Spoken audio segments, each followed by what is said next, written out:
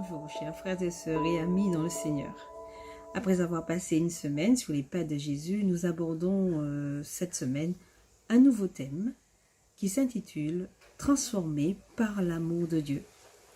Ça y est, nous avons fait une moitié de chemin ensemble.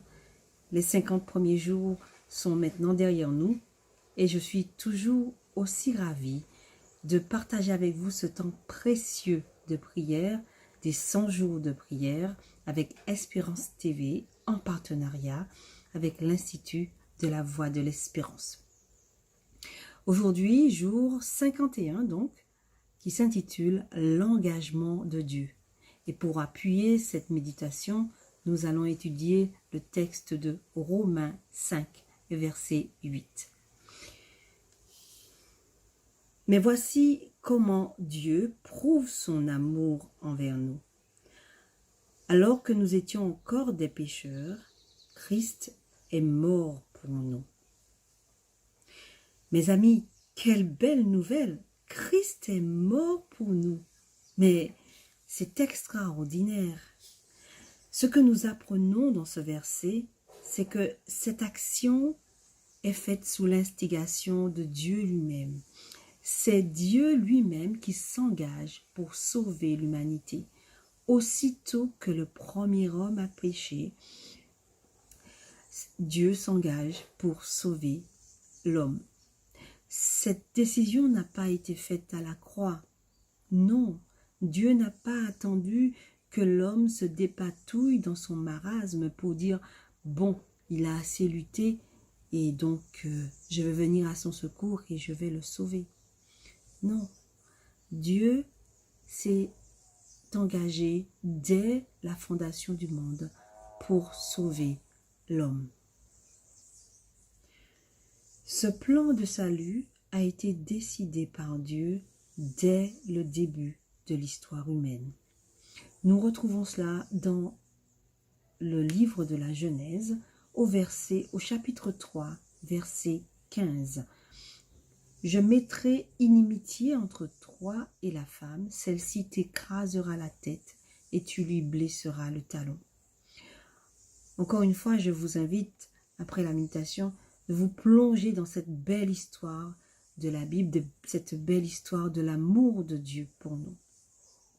Dès qu'il a eu un péché, il y a eu un sauveur. Le Christ savait qu'il devait souffrir, mais il est devenu le substitut de l'homme. Dès qu'Adam a péché, le Fils de Dieu s'est présenté comme garant pour la race humaine.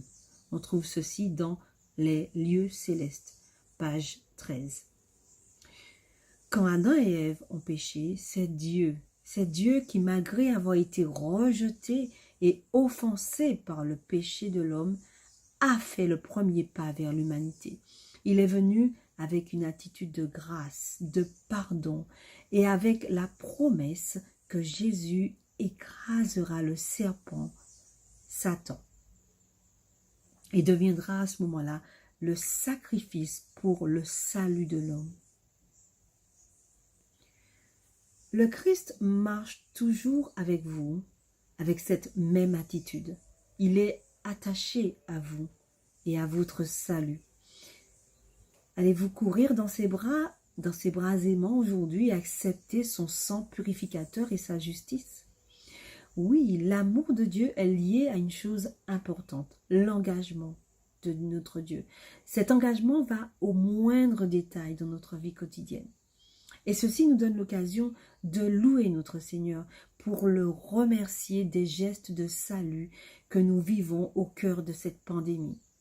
Par exemple, la guérison du docteur Hamel du Covid-19. C'est un médecin qui se trouve à Baying Spring. Après de nombreuses intercessions de la communauté de foi, le docteur Hamel a été guéri. L'Église en Chine prospère toujours malgré les restrictions dues au Covid-19 et malgré les conditions politiques que nous connaissons. Des centaines de milliers de personnes sont connectées en ligne pour le culte en Chine. Alors, je vous propose de prier aujourd'hui pour les sujets suivants. En fait, nous allons prier pour nous-mêmes aujourd'hui. Je vous invite donc à baisser la tête pour prier avec moi. Notre Dieu, notre Père, nous voulons te dire merci de nous faire connaître ce plan de salut que tu nous donnes.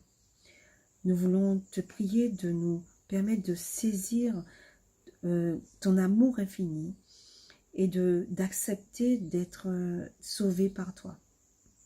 Montre-nous chaque jour le plan du salut et le caractère aimant de ta personne, Seigneur. Nous te prions d'une manière spéciale aussi pour les dirigeants et les membres d'église en Indonésie, où certains ont été infectés par le Covid-19 et sont malheureusement décédés.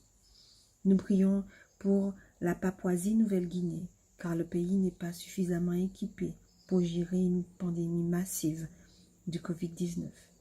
Et enfin, Seigneur, nous te confions toutes les actions d'évangélisation qui se font en ligne, aussi bien dans le monde qu'en Martinique.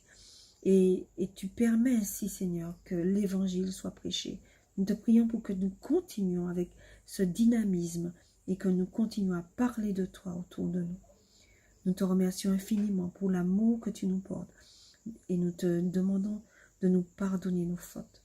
Ce sont les grâces que nous te demandons au nom de ton Fils Jésus et pour ta gloire. Amen. Chers amis, je vous dis à très bientôt. Au revoir.